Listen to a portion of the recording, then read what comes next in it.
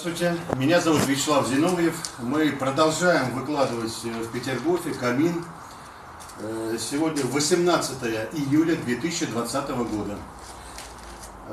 Выложили мы черновую кладку до уровня чистого пола, подвели подачу воздуха с улицы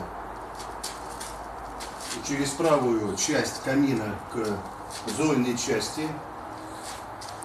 И продолжили выкладывать кирпичную кладку камина на печную смесь. Из красного полнотелого кирпича продолжается кладка. Внутренняя часть топки выкладывается из шамотного кирпича.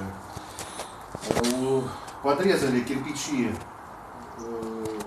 для колосниковой чугунной решетки. И сейчас будет уже делаться конструкция из металла, который будет у нас держать правый передний угол, после чего уже будет продолжиться кирпичный камин. Спасибо.